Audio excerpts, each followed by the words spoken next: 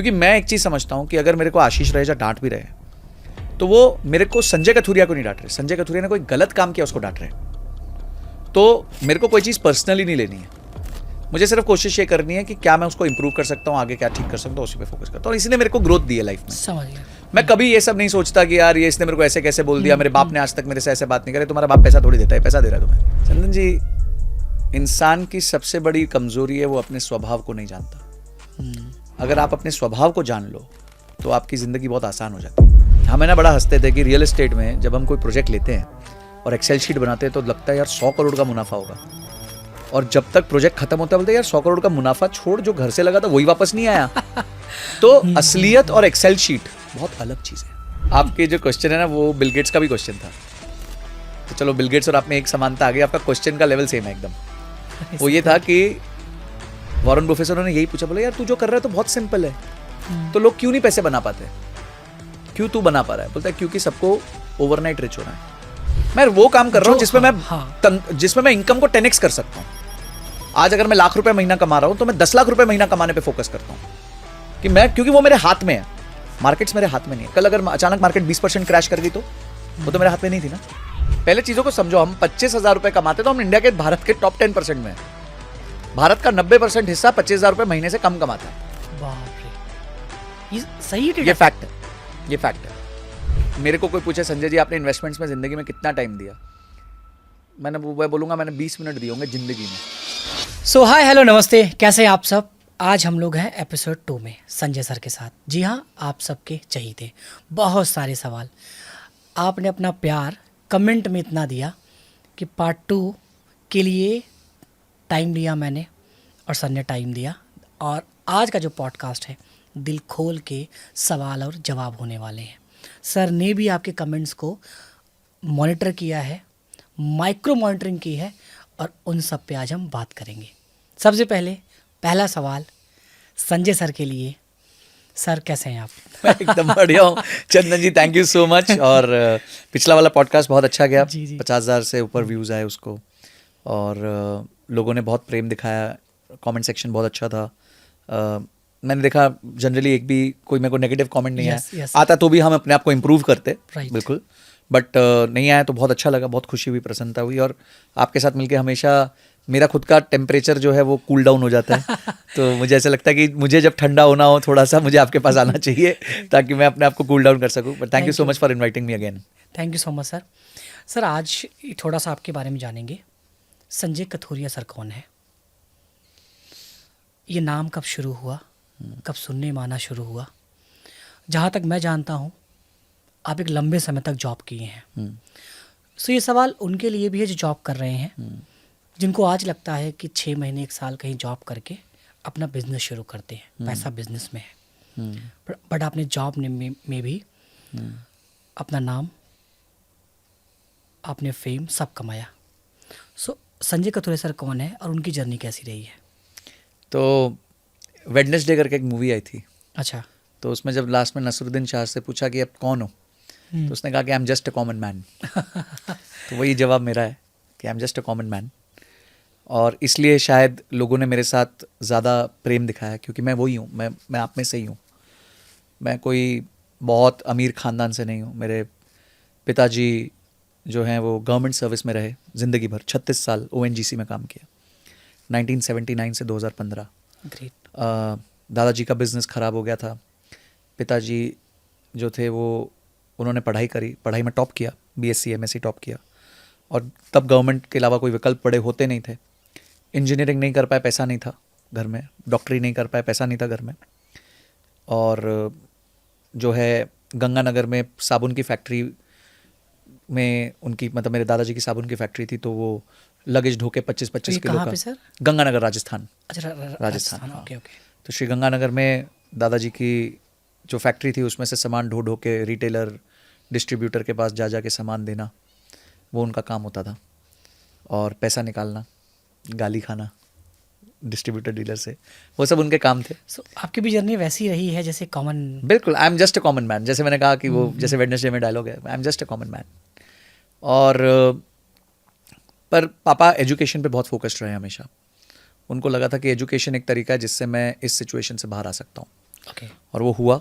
1979 में उन्होंने ONGC join किया और धीरे धीरे धीरे अपने रैंक्स इम्प्रूव किए, अच्छा काम किया, कंसिस्टेंट रहे। और उनमें भी एक मैंने चीज़ नोटिस करी कि क्योंकि उस टाइम क्या था कि अभाव इतना था, अबंडेंस नहीं थी देश में, देश में ही अबंडेंस नहीं थी। देश बड़ा अजीबोगरीब माहौल पे था 1984 में, इंदिरा जी के टाइम पे या फिर उसके टाइम पे एक सर्टेनिटी नहीं थी पूरे कंट्री में। राइट 1991 के बाद थोड़ी सी स्थिति बेहतर होनी चालू हुई थी। तो वो जो 12-14 साल उन्होंने निकाले उस टाइम, बड़े अभाव में निकाले। दारिद्र्य नहीं बोलूँगा, अभाव बोलूँगा। दारिद्र्य तो होता बिल्कुल पैसे नहीं, अभाव हो गया कि मतलब थोड़ा शॉर्ट कमिंग रह जाती है। पर उस बीच भी उन्होंने फ्रुगैलिटी के साथ अच्छे से इन्वेस्टमेंट्स की जर्नी 1981 से चालू करी। ओके शेयर्स खरीदे, घर खरीदा, घर बनाया बड़ौदा में अपना। पहले वो बड़ौदा रहते थे, तो बड़ौदा में घर बनाया, धीरे धीरे अपने आप को बिल्ड किया। और 1991 में देश में लिबरलाइजेशन, प्राइवेटाइजेशन, ग्लोबलाइजेशन हुआ और 1991 में ही हम लोग बॉम्बे आ गए। ओके तो उससे पहले पिछले 3 साल हम आसाम में थे।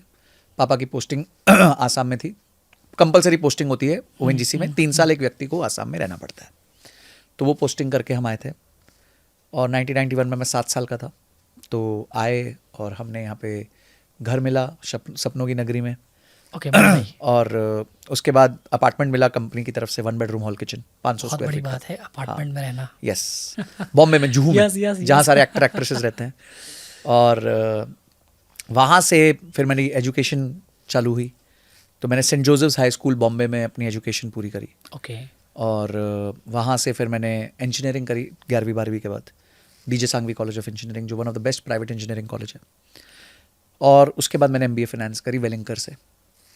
मेरे घर में पढ़ाई का बहुत माहौल रहा। पिताजी नंबर्स में बहुत अच्छे हैं, बहुत अच्छे हैं, मुझसे भी ज़्यादा तेज़ हैं। तो उन्होंने मुझे सिखाया, पढ़ाया, वो समय देते थे। अच्छा, बड़े गुस्से वाले रहे। अच्छा तो मतलब बहुत डांट मार खाई हमने उनकी। और वो नंबर्स में मेरे साथ वो मतलब बिल्कुल जैसे कहते हैं रिलेंटलेस थे कि गलती नहीं हो सकती थी मेरे से।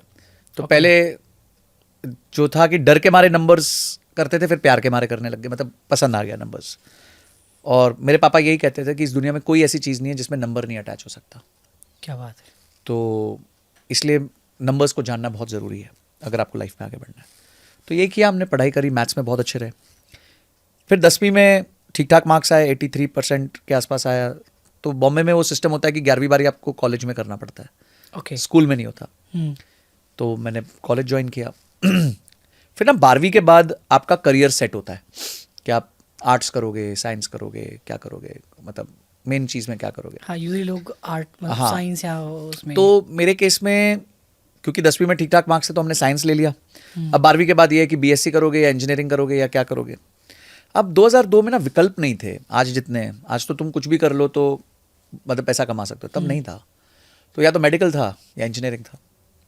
तो मेडिकल करना नहीं चाहता था मैं, तो मेरे को खून देख के बहुत टेंशन होती थी।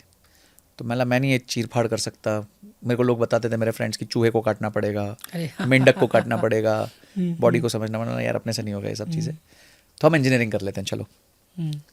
अब इंजीनियरिंग करनी है तो मार्क्स बहुत अच्छे चाहिए। तो चंदन जी मार्क्स अच्छे चाहिए तो 12वीं में पढ़ाई बहुत करनी है।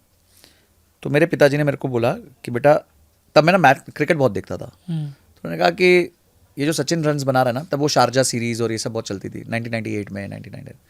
तो ये जो क्रिकेट में सचिन बना रहा है ना, उससे उसी को फ़ायदा हो रहा है, तुम्हें कोई फ़ायदा नहीं हो रहा। तो तुम देखना बंद करो ये सब और अपने काम पे लगो। उन्होंने मेरा केबल काट दिया, टीवी केबल कटवा दिया।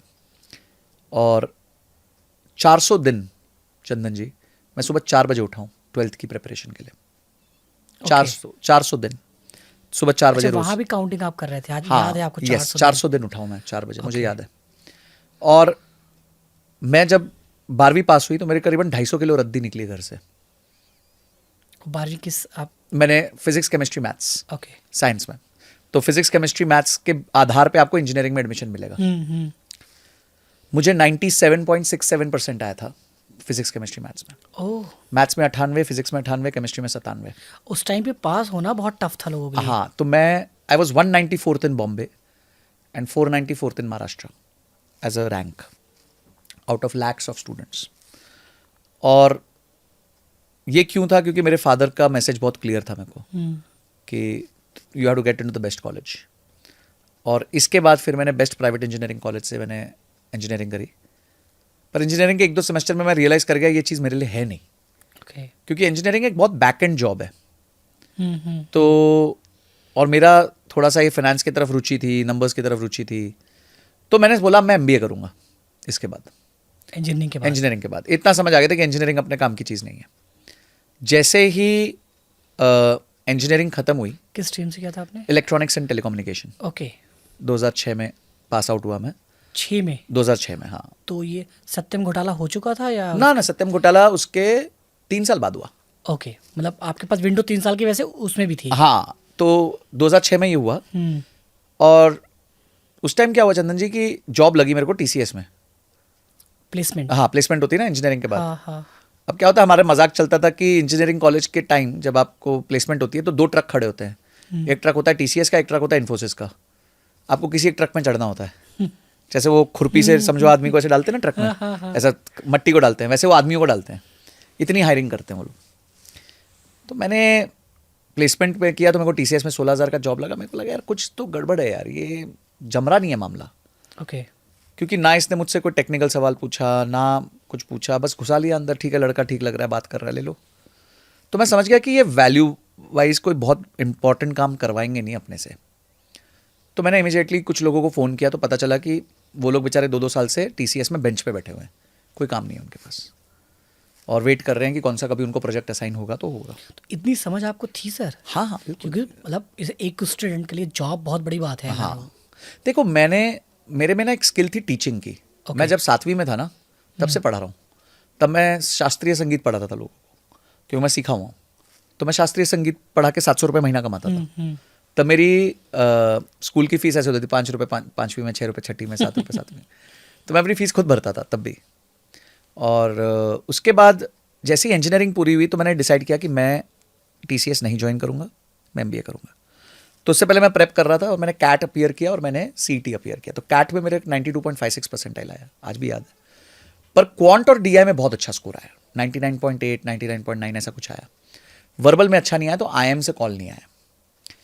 तो क्योंकि क्वांट और डीआई बहुत अच्छा था तो एक इंस्टीट्यूट था, training institute, IMS academy. Okay. उन्होंने मेरे को अप्रोच किया कि आप आओ और हमारे यहाँ बच्चों को पढ़ाओ, क्योंकि आपका बहुत अच्छा स्कोर है, यानी आप जानते हो सिखाना। मैं गया और मेरा डेमो था, तो मॉक था, सॉरी डेमो नहीं था, मॉक था। तो मॉक पे उन्होंने 10 सेकंड के अंदर मेरे को ओके कर दिया कि आप कम एंड ज्वाइन। क्योंकि मेरा टीचिंग एक इनहेरेंट पैशन था। उससे पहले मैं थिएटर आर्टिस्ट भी रह चुका हूँ। मैंने करीबन 8 साल थिएटर किया है। अरे मेरे 4 प्लेज में एक्ट किया है, 2 प्ले डायरेक्ट किए हैं और 100 शो किए हैं। किस टाइप के प्ले आप करते थे? प्ले नाट्यकीय प्लेज जो होते हैं, किस टाइप के मतलब? बच्चों वाले। अच्छा, बच्चों हाँ, बच्चों वाले करता था मैं। पृथ्वी थिएटर में था, जो पृथ्वीराज कपूर का ओके, थिएटर था, ओके। उधर था। शशि कपूर जी ने मेरे को 1-2 बार अवार्ड भी दिया हुआ है। क्या बात। उनकी डॉटर संजना कपूर मेरी टीचर रही हैं। और मैंने पृथ्वी थिएटर में और national centre of performing arts में मोर देन 200 शो किए होंगे टोटल। 200 शोज किए। मेरी पूरी समर वेकेशन 4थी से लेकर 10वीं तक, जब 6 साल 6-7 साल आसपास पूरा टाइम मैं पृथ्वी थिएटर में होता था। तो उस ड्यूरेशन में आपको नहीं लगा, क्योंकि आप दिखने में अच्छे हैं, थैंक यू सो मच, मतलब मैं एक्टर बनूं या एक्टिंग फील्ड नहीं में देखिए, एक्टिंग से नहीं था, मेरे को सिंगिंग का बहुत शौक था। तो मैं उसके लिए भी ट्राई कर रहा था। मैं शास्त्रीय संगीत सीखता था और ये सब करता था। बट घर की ना सिचुएशन ऐसी नहीं थी कि आप, क्योंकि वो भी एक फुल टाइम आपका काम है। आपको स्ट्रगल करना है, लोगों को जाके मिलना है, रिकॉर्डिंग्स देनी है, अपने सुर ठीक करने हैं, बड़े बड़े लोगों के साथ compete करना है।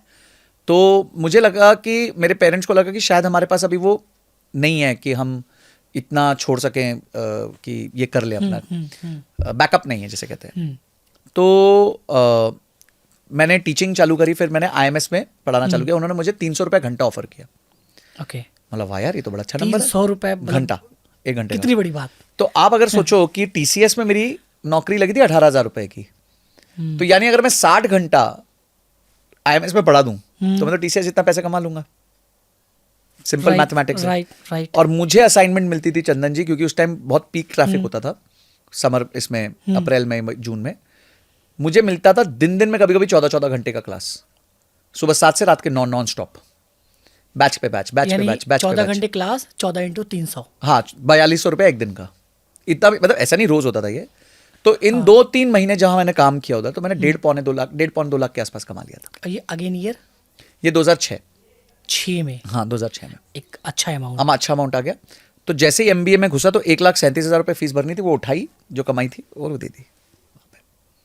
तो पिताजी से कोई पैसा नहीं लिया इस चीज़ खर्चे आपके वैसे कुछ नहीं थे, बहुत का। ज़्यादा? बहुत कम थे, ओके। क्योंकि घर पे रहता था, पापा मम्मी के साथ ही रहता था। तो अब हो गया, मैंने IMS को बोला देखो जी मेरा कॉलेज चालू हो रहा है, अब मैं नहीं पढ़ा सकता, आपके टाइम नहीं है अपने पास। तो बोलते ये तो हो नहीं सकता, आप बहुत अच्छे टीचर हो, हमारे को आपकी ज़रूरत है। मतलब मैं कैसे पढ़ाऊँगा, मेरा कॉलेज माटूंगा मैं, सेंटर अंधेरी में। बोले नहीं, आपको अंधेरी नहीं पढ़ाना, को साइन पढ़ाना है, माटूंगा आपके कॉलेज से 10 मिनट दूर है।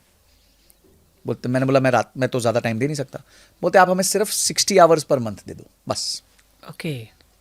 तो मैंने बोला डन। उसके बाद चंदन जी हर महीने में 18,000 रुपये IMS से कमाता था पढ़ते हुए। पढ़ते 18,000 कमाता था पार्ट टाइम। जो TCS में आपको फुल टाइम मिलती वो मैं पार्ट टाइम में यहाँ कमाने लग गया। तो मैंने अपनी बाइक ली, TVS स्टार सिटी ली, मैंने तोशिबा का लैपटॉप मंगाया USA से अपने दोस्त से बोल के। उसके बाद मैंने क्या कहते हैं, उसके बाद मतलब मेरा घर, उससे मेरा सब कुछ चल रहा था बढ़िया। कपड़े लेने थे, बुक्स बहुत महंगी आती हैं MBA की, तो वो लेनी थी ये सब की। उसके बाद एक मौका आया बड़ा अच्छा कि कॉलेज ने कहा कि हम 20 स्टूडेंट्स को सिलेक्ट करेंगे जो डेनमार्क जाके पढ़ेंगे हमारे बिहाफ पे। कॉलेज को रिप्रेजेंट करेंगे और जाके वहाँ पे कोपेनहेगन बिजनेस स्कूल, जो स्कॉलरशिप कॉलेज की। हाँ, पैसे कॉलेज देगा, ठीक है। सिर्फ आना जाना रहना खाना पीना मेरा खर्चा है। ओके, ठीक है। 45 दिन का ट्रिप था, डेनमार्क जाना था। मैं जिंदगी में तब तक प्लेन में चढ़ा नहीं था। बड़ी अपॉर्चुनिटी बहुत सबके बड़ी पास थी। opportunity, हाँ। हाँ। तो मैं तब तक प्लेन पे चढ़ा नहीं था कभी। पर मेरे पिताजी ने पासपोर्ट बहुत जल्दी बनवा दिया था मेरा, तो पासपोर्ट था मेरे पास। चढ़ा कभी नहीं था प्लेन पे, मैं तो डोमेस्टिक ही नहीं चढ़ा था, इंटरनेशनल तो बहुत दूर की बात है। तो गए, मैंने अप्लाई किया और मेरा सिलेक्शन हो गया। 20 स्टूडेंट्स जाने थे, मेरा सिलेक्शन हो गया। और उसके बाद मैं चला गया वहाँ पे। अब उसमें क्या था, जो मैंने जमा किया था पैसा फर्स्ट ईयर में पढ़ा के, वो सारा पैसा उसमें चला गया। अच्छा, पैसे आपके पास ही रहते थे? क्योंकि मैं तो 18,000 रुपये महीना कमा ही रहा था ना। तो उसमें जो बचत हो गई थी वो इतनी हो गई थी कि मैंने कोपेनहेगन का ट्रिप अपना खुद का स्पॉन्सर कर लिया। ओके, ठीक है। तो ठीक है जी, बहुत अच्छा हो गया। वहाँ जाके सीखा, पढ़ा लिखा, मज़ा आ गया। 6 कंट्रीज घूम के आया। एकदम दिमाग का ढक्कन खुल गया कि यार ये क्या मतलब दुनिया होती है, हम कहाँ कुएं के बिंडक हैं। ज़रा देखा तो बहुत अलग चीज़ें समझ आती है। जब आप इंटरनेशनली जाते हो तो कल्चर्स होते हैं, लोग होते हैं, अलग तरीके के लोग होते हैं, वो सब तो आपको सीखने मिलता है। फिर मैं वापस आया तो अब मेरे पास सेविंग्स ही नहीं है, क्योंकि सारा पैसा चला गया। और अब फीस देनी है सेकंड ईयर की 1,37,000 रुपये। पापा से लेना नहीं है, प्रॉमिस है, वो तो देने वाले, वो तो बोलते ले लो। तो मैंने लोन ले लिया। प्रॉमिस थोड़ा सा यहाँ करिए। आपने सेल्फ प्रॉमिस किया था, पापा से नहीं लूंगा पैसे। Okay. MBA should be on my own. चाहे मैं लोन ले लूँ, चाहे दोस्त से ले लूँ, चाहे कुछ भी करूँ, बस लोन के लिए गारंटर मेरे फादर बने। ऑब्वियसली वो तो बनना ही पड़ता है किसी को। तो फादर गारंटर बने, मेरे को लोन मिल गया। लोन 12 महीने के बाद वो किस्त चालू हो गई, 3,500-4 हज़ार रुपये की वो देता रहा। और जब सेकंड ईयर में कर रहा था तो मैंने IMS को मना कर दिया, क्योंकि मेरे को पढ़ाई बहुत ज़बरदस्त करनी थी। तो मैंने फोकस रखा अपना पढ़ाई पे और फिर मैं ग्रो किया। और मेरे को दिसंबर 2007 में करीबन 5 या 6 जॉब ऑफर लग गए एक ही साथ कॉलेज से, क्योंकि उस टाइम मार्केट बहुत अच्छी थी। तो जैसे वो लगी तो मैं अपने मेंटर के पास गया, संदीप गोखले सर के पास, कि ये सब जॉब लगी हैं, एक 12 लाख की, एक 8 लाख की, एक 9 लाख की, एक इतने की। तो उसमें सबसे कम वाली थी 7 लाख रुपए की, रहेजा यूनिवर्सल रियल एस्टेट। उन्होंने बोला ये ज्वाइन करो। अब अपनी भी पथरी पड़ गई यार कि कहाँ 12 लाख का ऑफर भी है HSBC का, वो भी HSBC का 12 लाख का ऑफर, और ये कौन सी रियल एस्टेट कंपनी है यार, गुंडे मवालियों की कंपनी होती है रियल एस्टेट। अच्छा, आपके हिसाब से आपके पास ऐसा क्या था जो आपके पास 4-5 जॉब्स थे, सभी अच्छी जॉब्स? देखिए, हाइंडसाइट में अगर मैं देखूं, हाँ, तो जो मेरे लिए चीज़ें वर्कआउट करी वो ये थी कि मैं ना एनालिटिकल माइंडसेट का हूँ। ओके। तो जैसे एक इंटरव्यू था, उसमें मेरे को एक क्वेश्चन आया था कि बॉम्बे में कितनी नाई की दुकान है। अब उसमें उनको राइट आंसर नहीं चाहिए, उनको है कि आप तर्क कैसे करते हो। ओके। कि भाई समझो बॉम्बे में 1.5 करोड़ लोग हैं, उसमें से 90 लाख मर्द हैं। अब 90 लाख मर्द कितनी बार जाएंगे, एक दुकान में कितने लोग बाल काटते हैं। तो डिमांड सप्लाई का मैच करना और उसके बाद बताना ये नंबर है, फिर उस पर तर्क करना। तो आई थिंक वो मेरे में एक स्किल थी तर्क वितर्क करने की। और बहुत पोलाइटली करता हूँ मैं कोई लड़ाई झगड़ा आफत नहीं मचाता, बड़े आराम से अपना पॉइंट रखता हूँ, विद नंबर्स विद डेटा कोशिश करता हूँ। जहाँ समझना होता है वहाँ समझ लेता हूँ, जहाँ समझाना होता है वहाँ समझा लेता हूँ। तो वो मेरे को लगता है लोगों को ठीक लगी थी, तो उस वजह से मेरे को डिफरेंशिएट था? हाँ, और औरों मेरा में फाइनेंशियल और स्किल्स बहुत अच्छे थे, मैंने बहुत पढ़ाई की थी, बहुत मेहनत की थी मैंने, रात रात भर बैठ के मैं 2 सबसे मोटी किताबें जो फाइनेंस की होती हैं वो बैठ के चाट ली थी मैंने, और इतने प्रैक्टिकल एक्सपीरियंस वो किए थे, केस स्टडीज़ करी थी कि एकदम ग्रिप आ गई थी चीज़ों पे। मैं अकेला था पूरे कॉलेज में जिसको एक्सेल ठीक से यूज़ करना आता था, और एक कॉलेज ने एक्सेल नहीं सिखाया हमारे को, मैं खुद सीखता था, और तब यूट्यूब भी नहीं था कि मैं यूट्यूब पे बैठ के YouTube भी सीखूं। नहीं था। 2008 की बात हो रही है, 7 की बात हो रही है, तो मैं खुद बैठ के सीखता था, एक्सेल खोलता था, कुछ फार्मूला डालता था, कुछ फार्मूला डालता था, सीखता रहता था। एक सर क्वेश्चन है मेरा, आज तो इतने रेफरेंसेस हैं, लोग पढ़ रहे हैं किसी के लिए, जो आप पढ़ाई कर रहे थे, एक्सेल आपने सीखा, आपके माइंड में क्या था? कुछ बड़ा बनना था, कुछ बड़ी जगह जाना था, आउटकम क्या था आपके पढ़ने का? क्या दिमाग में था कि यार नंबर्स लाने हैं, क्या था? देखिए, पढ़ाई सिर्फ इसलिए करनी थी कि बहुत अच्छा बनना था फाइनेंस में। ओके। मतलब ऐसा था कि I wanted to get the best job in finance, I wanted to be number 1 in my batch. मैं नंबर 1 तो नहीं बन पाया, नंबर बिजनेस 2 वगैरह नहीं था, जॉब था केवल? हमेशा जॉब था, बिकॉज मेरे को बिजनेस का नॉलेज ही नहीं था ना, मेरे फैमिली उस बैकग्राउंड से नहीं थी। ओके, ठीक है, तो पापा हमेशा गवर्नमेंट सर्विस में रहे, दो उनकी तरफ से सपोर्ट था कि आपको जो करना है करो, उन्होंने कभी रोका नहीं। ठीक है। उन्होंने कहा कि भाई मेरे पास बैकअप नहीं था, तेरे पास है, तू थोड़े माई टाइम अगर कुछ बिजनेस भी करना चाहता कर ले। हमने तो एक बार सोचा अमूल की आइसक्रीम का सेंटर खोल लेते हैं। अच्छा। तो मतलब होता है कभी कभी मन में उठपटांग, कुछ भी आइडियाज आते रहते हैं लाइफ में जब आप Okay, एक उम्र के तो होते हैं। यहाँ आते सर 5 आपके पास 5 से 6 जॉब अपॉर्चुनिटीज हाँ, तो उसमें से मैंने रहेजा यूनिवर्सल सिलेक्ट किया, 7 लाख रुपए का पैकेज लगा, Okay, ठीक जिसमें है। 5.5 फिक्स था, 1.5 वेरिएबल था। और वो इसलिए उन्होंने मेरे को सजेस्ट किया क्योंकि रहेजा यूनिवर्सल उस टाइम अपना आईपीओ लेके आ रहा था, तो मैं उस टीम में काम करने वाला था जिसमें आईपीओ जो लेके आने वाले थे। बोलते तुम्हारी जिंदगी बदल जाएगी अगर ये आईपीओ आ गया तो, मतलब तुम्हारे को दुनिया ढूंढेगी फिर उसके बाद कि लाओ लाओ ये आदमी लेके आओ। अब ये था। अब मज़ेदार बात क्या है, देखो जब आप गुरु को समर्पित होते हो ना, क्या हो जाता है, देखो ये जो ऑफर था दिसंबर 2007 में, जनवरी 2008 में रहेजा यूनिवर्सल जिस कंपनी को मैंने ज्वाइन किया, यार सॉरी दिसंबर एंड में रहेजा ने मेरी कॉलेज को एक चिट्ठी लिखी कि हमें संजय जनवरी से चाहिए, जबकि हमारा सेमेस्टर खत्म हो रहा था जून में। ओके। हमें जनवरी से चाहिए। तो मैं अपने डीन के पास मिठाई का डब्बा लेके गया, धन्यवाद भी दिया उनको कि भाई कॉलेज ने मेरे लिए इतना अच्छा किया, प्लेसमेंट हो गई मेरी, भगवान की कृपा है, और बोल दिया मैंने कि ऐसा ऐसा है। तो डीन ने बोला कि भाई कैसे करेंगे, क्या करेंगे, तुम्हारा अटेंडेंस कैसे होगा। मतलब सर मैं एक चीज़ की गारंटी लेता हूँ कि अगले साल इनको कैंपस में मैं फिर से लेके आऊँगा। तो वो बोले ठीक है तुम जाओ। तो फिर मैंने रहेजा में जॉब ज्वाइन कर लिया। तो चौथे सेमेस्टर में मैंने कमाई चालू कर दी थी। मेरे को इन हैंड करीबन 40-42 हज़ार रुपये आते थे महीने के। मेरा कमाई चालू है, मेरा कॉलेज चालू है, मेरा कमाई चालू है, और मुझे कैंपस में जाने की अब ज़रूरत नहीं है, सिर्फ एग्ज़ाम के लिए जाना है लास्ट। तो ये मेरे लिए एक बहुत अच्छा अचीवमेंट रहा कि बाय द टाइम मैंने 6 महीने में, जब तक कॉलेज खत्म हुआ तब तक फिर से मैं 2.5 लाख रुपए बना चुका था। तो ये भगवान की कृपा है, मैं तो कहूँगा यार इसमें कोई दिमाग क्या लगा। अच्छा हुआ क्या, जून जुलाई आते आते ना मार्केट्स खराब हो गई थी 2008 में। आपको पता होगा 2008 में बहुत बड़ा क्रैश आया था। Yes yes sir. तो जून जुलाई तक ना कंपनियों को पता चल गया था भैया कुछ आफत आ रही है। तो HSBC जो मेरा ड्रीम था कि भाई मैं इसमें जाके काम करूंगा, उसने अपना जॉब ऑफर रिवोक कर लिया कि हम अब एक बार के लिए होल्ड पे डाल रहे हैं, अभी नहीं ज्वाइन करना।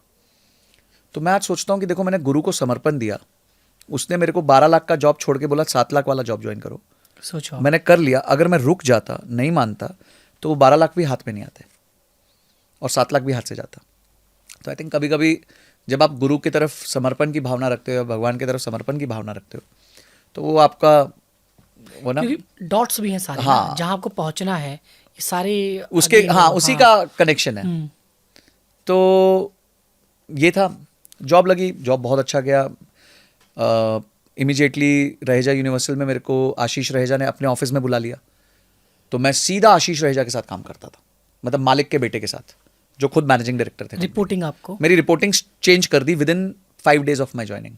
क्योंकि एक बार आशीष रहेजा ने बोला ये नए यंग लोगों ने ज्वाइन किया, जरा बुलाओ उनको, मिलता हूँ मैं। तो मेरे को बुलाया रात को 9:30 बजे, वो रात के राजा थे। तो बुलाया और मीटिंग थी 10 मिनट की कि बस ऐसे हाँ ठीक है कैसे हो, क्या करते हो टाइप्स। मीटिंग चल गई 1.5-2 घंटे। तो अगले दिन मेरे को HR से फ़ोन आ गया कि Sanjay ji now you are reporting directly to Ashish Raheja. मतलब ये होता क्या है भाई, अपने को तो पता ही नहीं है। What do you mean by reporting to Ashish Raheja. फिर मेरे को आशीष ने बुलाया, समझाया काम क्या होगा। उसने बोला जो मैं काम करता हूँ तुम्हें करना है, बस अगर मेरे को रिव्यू मीटिंग्स करनी है तो तुम्हें रिव्यू मीटिंग्स करनी है, मेरे को कोई इन्फॉर्मेशन मेमोरेंडम बनानी है तुम्हें बनानी है, किसी इन्वेस्टर से मिलना है तुम मेरे साथ चलना, प्रेजेंटेशन देना, मेरे हिसाब से डॉक्यूमेंटेशन करना, ठीक है। और वो मेरे लाइफ का टर्निंग पॉइंट था चंदन जी। जब आप सीधा मालिक के साथ काम करते हो, वो भी इतना अग्रेसिव, इतना यंग, इतना नॉलेजेबल, इतना फास्ट, मतलब हम है ना, वो नंबर बोलते थे, हम कैलकुलेटर अपनी तरफ खींचते थे, वो आंसर दे देते थे। तो लिविंग कैलकुलेटर थे वो। जब आप फाउंडर के साथ काम कर रहे थे, स्पीड कैसे मैच कर रहे थे आप? बहुत मुश्किल था। बैंड बज गई थी, बैंड सच्ची बता रहा हूँ। मतलब एक तो कुछ लोग है ना, अग्रेशन उनके एक्शन में दिखता है। आशीष यूज्ड टू भी बहुत तेजी से भागते थे, ऑफिस में भी बहुत तेज चलते थे, अच्छा, नंबर्स के मामले में बहुत तेज थे, एक्शन मैन थे, एकदम एक्सट्रीम एक्शन मैन थे, एक्सट्रीम। और एनालिटिकल भी बहुत थे, चीज़ें बहुत जल्दी समझ जाते थे, आप उनको गधा नहीं बना सकते थे, क्योंकि ग्राउंड से काम करते थे। 16 साल की उम्र से काम कर रहे थे और वो 30 के हो चुके थे, तो 14 साल का उनका एक्सपीरियंस था as a owner of the company. और मतलब प्राइवेट इक्विटी, चाहे तुम किसी भी दुनिया की सबसे बड़े प्राइवेट इक्विटी के एमडी हो जाओ, ऐसी सुताई करते थे ना जब बात करते थे। सुताई मतलब डेटा ड्रिवन बात करते थे ना, हाँ। कि आप सोच नहीं सकते थे कि यार इस तरह से भी डेटा प्रेजेंट हो सकता है। इतना वो मजेदार काम करते तो थे। उस स्पीड को जब मैच करते थे आप, तो उसको अपॉर्चुनिटी समझते थे? ये लगता था यार मैं क्यों रिपोर्टिंग कर रहा हूँ, मैं थोड़ा किसी और को कर देता? वो मेरी सोच ही नहीं थी चंदन जी, अपने से नहीं सोचा गया ये सब कभी। मैं बहुत क्लियर था कि मुझे एक्सेल करना है। मैं इसलिए भी सवाल पूछ रहा हाँ। हूँ कि लोगों के पास कभी अपॉर्चुनिटीज ये आती हैं, उनमें टॉलरेंस नहीं होती। हाँ, देखो, टॉलरेंस तो आपको डेवलप करनी पड़ेगी। अगर आपको जिंदा रहना है तो आपको टॉलरेंस डेवलप करनी पड़ेगी। रिश्ते निभाने हैं तो टॉलरेंस डेवलप करनी पड़ेगी। हर रिश्ते में आप ऊपर रहोगे ये ज़रूरी नहीं है, और अगर आप ऊपर भी हो तो भी आपको टॉलरेंस डेवलप करनी पड़ेगी। कभी नीचे नीचे वाला भी सुना के जाता है आपको। तो मैंने तो बहुत टॉलरेंस डेवलप करी है अपने रिश्तों में, क्योंकि मैं एक चीज़ समझता हूँ कि अगर मेरे को आशीष रहेजा डांट भी रहे हैं तो वो मेरे को संजय कथुरिया को नहीं डांट रहे। संजय कथुरिया ने कोई गलत काम किया उसको डांट रहे हैं, तो मेरे को कोई चीज़ पर्सनली नहीं लेनी है। मुझे सिर्फ कोशिश ये करनी है कि क्या मैं उसको इंप्रूव कर सकता हूँ, आगे क्या ठीक कर सकता हूँ, उसी पे फोकस करता हूँ। और इसी ने मेरे को ग्रोथ दी है लाइफ में। समझ गया। मैं कभी ये सब नहीं सोचता कि यार ये इसने मेरे को ऐसे कैसे बोल दिया, मेरे बाप ने आज तक मेरे से ऐसे बात नहीं करे। तुम्हारा बाप पैसा थोड़ी देता है, पैसा दे रहा है तुम्हें, he is giving you salary, तो उसका एक्सपेक्टेशन है। वो एक एंटरप्राइज चला रहा है, उसको बहुत सारे लोगों की तनख्वाह बांटनी है, तो उसकी एक एक्सपेक्टेशन है, तो आपको फुलफिल करनी पड़ेगी। सिंपल सी बात है, आपने चूज किया वो रास्ता। अब बोलो नहीं यार मेरे को आर्मी जाना है बट सुबह 4 बजे नहीं उठना, अब ये कैसे चलेगा? तुमने चूज किया ना आर्मी में जाना, तो वहां तो 4 बजे उठना पड़ेगा, 100 किलोमीटर भागना पड़ेगा, Right, बड़ा बड़ा बोझा लेना पड़ेगा। तो या तो आप वो रास्ता चूज मत करो, अगर आप चूज करते हो तो फिर रो मत, सिंपल है। तो ये बेसिकली हमारा मतलब मेरी लर्निंग जर्नी रही। फिर उसके बाद बहुत सारे जॉब्स किए मैंने। आशीष रहेजा के साथ काम किया, फिर मैंने कनकियास के साथ काम किया, ओमकार के साथ किया, सारे बड़े बड़े एंटरप्राइजेस थे। मेरा काम होता था ज़मीन को अक्वायर करना, इन्वेस्टर के साथ नेगोशिएट करना, फंड रेज करना। मेरी एक एक लैंड डील क्योंकि बॉम्बे में होती थी 700 करोड़, 1000 करोड़, इस तरह के नंबर में जब 25-26 साल का था मैं डील करता था, ऐसे सब नंबर। जब आप डील कर रहे थे और अर्ली एज में आपने पैसा देख लिया, तो आपको लगा नहीं यार कि मुझे एंटरप्रेन्योरशिप में जाना चाहिए, मुझे बिजनेस शुरू करना चाहिए रियल एस्टेट का या उसका? क्योंकि यूजली लोग जॉब करते करते उनके दिमाग में ये आ जाता है कि यार यहाँ से आ रहा है, इतने में हम परचेज कर रहे हैं, इतने में सेल करेंगे, प्रॉफिट है, ये जॉब करे क्या फायदा? दिल का दर्द बता दिया। ठीक है, ये जॉब करे क्या फायदा, इतना करेंगे और जेब में आ जाएगा। चंदन जी, इंसान की सबसे बड़ी कमजोरी है वो अपने स्वभाव को नहीं जानता। अगर आप अपने स्वभाव को जान लो तो आपकी ज़िंदगी बहुत आसान हो जाती है। कुछ लोगों का स्वभाव होता है सेवा का, और कुछ लोगों का स्वभाव होता है धंधा चलाने का, ठीक है। तो मेरा धंधा चलाने का स्वभाव ही नहीं था। मेरा सेवा और टीचिंग 2 स्वभाव थे, कि मैं सर्व करूंगा और टीच करूंगा। मैं बहुत क्लियर था लाइफ में। एंटरप्राइज बिल्डिंग का मेरे को ना शौक था, ना आज भी शौक है। आप भी जानते हो मैं आपके साथ भी काम करता हूँ। तो मेरे को एंटरप्राइज बिल्डिंग अगर करना होता तो मैं कर भी चुका होता, तो मेरे को करना ही नहीं है, वो काम लेना ही नहीं है। देखो, आप चाणक्य को बोलोगे आप राजा बन जाओ तो वो नहीं बनेंगे ना, वो बोलेंगे यार I am good as a consultant. पर आप उनकी बुद्धि ही राजा को चला रही होती है। बहुत बड़ी बात है, क्योंकि वो भी राजा बन सकते थे, बहुत आराम से बन सकते थे, वही तो चला रहे हैं चंद्रगुप्त जी को। ठीक है, बिल्कुल। तो बट वो नहीं बने, क्योंकि चंद्रगुप्त जी जो राजा हैं उन पे अलग तरीके का भार है, उनका अलग तरीके का परसोना है। पर उनको भी एक जो है चाणक्य चाहिए साथ में। मैं चाणक्य वाला रोल करता हूँ, मेरा काम चाणक्य वाला है, तो मैं क्यों राजा बनने की कोशिश करूं? जब मैं चाणक्य बन के अच्छा काम कर सकता हूँ। और यही लोग नहीं समझ पाते। अपना स्वभाव नहीं जान पाते, फिर मरते हैं, बहुत बुरी तरह मरते हैं। वो क्या है आपका, देखिए चंदन जी, अगर मैथ देख के धंधा किया जा सकता तो सारे ही एंटरप्रेन्योर होने चाहिए थे। हमें ना बड़ा हंसते थे कि रियल एस्टेट में जब हम कोई प्रोजेक्ट लेते हैं और एक्सेल शीट बनाते हैं तो लगता है यार 100 करोड़ का मुनाफा होगा, और जब तक प्रोजेक्ट खत्म होता है बोलते हैं यार 100 करोड़ का मुनाफा छोड़, जो घर से लगा था वही वापस नहीं आया। तो असलियत और एक्सेल शीट बहुत अलग चीज़ है, और इतना आसान नहीं है एक एंटरप्रेन्योर की जर्नी। मैं देखी हुई है, बहुतों को देखा हुआ है, और मैं उनको अप्रिशिएट करता हूँ। जैसे आप मुझे बोलो कि इलॉन मस्क, मतलब I am glad that he is here but I can not be him. मैं बहुत खुश हूँ कि इलॉन मस्क जैसे लोग हैं इस दुनिया में, क्योंकि वो दुनिया का परिवर्तन ला रहे हैं, पर मैं नहीं। अच्छा, आप 0 to 1 में सोचते हैं, काम करते हैं बाउंड्री में, अपने खाली समय में क्या देखना पसंद करते हैं? क्या कुछ ऐसे ही मटेरियल टीवी पे, वेब स्ट्रीमिंग पे, पढ़ने में, मतलब इसको आप कंटिन्यू? देखिए मैं कंटेंट जो देखता हूँ बहुत ज़्यादा goal oriented kind of content देखता हूँ। ओके। इसका मतलब ये नहीं मस्ती नहीं देखता, वो भी देखता हूँ, मज़ा आता है, कुछ चीज़ें देखते हैं। साउथ इंडियन मूवीज़ का बहुत बड़ा फ़ैन हूँ मैं। KGF 1, 2, पुष्पा, शिवाजी, मतलब बहुत मज़ा आता है। I really like them. तो बट वो ठीक है, वो कभी कभी के लिए ठीक है, वो आपका रोज़ का काम नहीं हो सकता।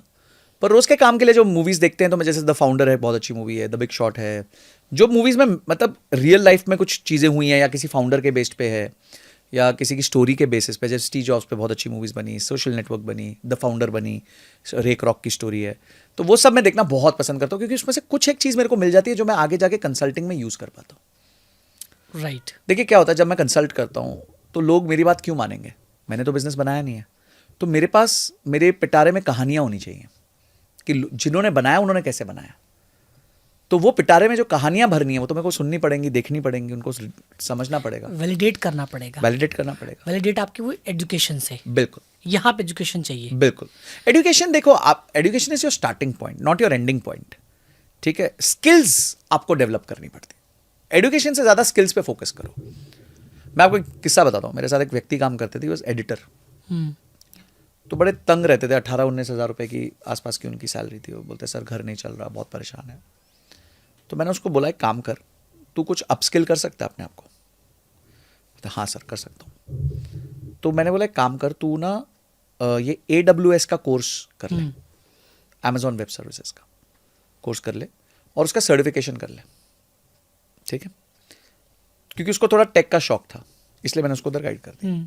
उसने वो मेहनत करी, पहली बार क्या फेल हो गया, रोते हुए आया सर फेल हो गया, 10,000 रुपये खोटी हो गए। मैंने उसको 10,000 रुपये पकड़ाए, मतलब फिर से कर, कोई चलता है, प्रॉब्लम नहीं, एक और बार करते हैं। मतलब अगर तू पास हो जाए तो वापस कर देना, नहीं पास हो तो रख लेना। ठीक है, आप फर्स्ट इन्वेस्टर थे। हाँ मैं उसका फर्स्ट इन्वेस्टर कह लो, राइट। तो वो गया, उसने फिर से मेहनत करी, क्लियर कर दिया, सेकेंड टाइम क्लियर।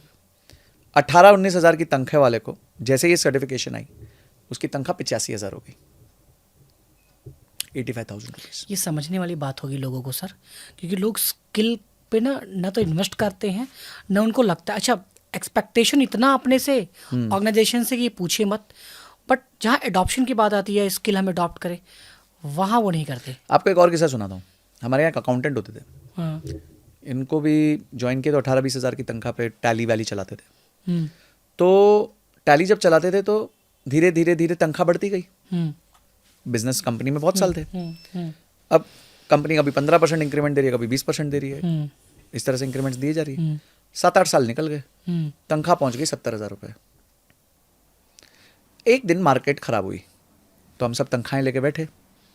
अब क्या होता है, जिस दिन मार्केट खराब होती है ना, तो मालिक तनख्वाह डिसेंडिंग ऑर्डर में लगा देता है कि सबसे ज़्यादा किसकी, फिर सबसे कम किसकी, और सबसे ज़्यादा वालों में लिस्ट में नजर जाती है। और ये गलत बात नहीं है। भाई साहब के लिस्ट में आ गया नाम 4-5वें स्थान पे कि भाई साहब हैं, अकाउंटेंट हैं और 70,000 की तनख्वाह है। इमीडिएटली फायर हो गए। क्यों हुए? क्योंकि उनकी तनख्वाह ने उनकी स्किल्स को बीट कर दिया। आप ये नहीं कर सकते, अलाउ, आपकी स्किल्स को आपकी तनख्वाह को बीट करना पड़ेगा। ये बड़ी बात है। ये मतलब किसी की सैलरी ने उसके स्किल को बीट किया। तो मैं हमेशा कहता हूँ, you can not be underpriced और overpriced for a very long time in the market. तो आपकी तनख्वाह आपके स्किल्स के बेसिस पे ही, आपके कंट्रीब्यूशन के बेसिस पे। यही अगर बंदा अकाउंटिंग के साथ साथ बैंकिंग सीख लेता, बैंक से फंड रेजिंग सीख लेता और कुछ सीख लेता, तो शायद उसकी तनख्वाह नहीं बंद होती। पर उसने भी अपने आप को इम्प्रूव नहीं किया। उसने भी सोचा कि चल हर महीने हर साल बढ़ते जा रही है। अब जब कंपनी ने देखा कि भाई ये 75-70 हज़ार वाला बंदा आज मार्केट में फिर से सेम काम के लिए 25 हज़ार में आदमी मिल रहा है, तो हम 25 हज़ार में ले लेंगे। हम क्यों 55 हज़ार रुपये ज़्यादा दे महीने के, 45 हज़ार रुपये ज़्यादा दे। तो कंपनी तो सही कर रही है, कंपनी का काम है पैसा बचाना। तो उसने स्किल पकड़ी, बोला यार ये स्किल मार्केट में कितने में मिल रही है देख लो, वो क्या रिप्लेस हो सकता है देख लो, कि बाय बाय कर दो इसको। अब आपने 7-8 साल काम, फिर आप रोगे यार मैं तो लॉयल था, क्या करूँ तेरी लॉयल्टी का।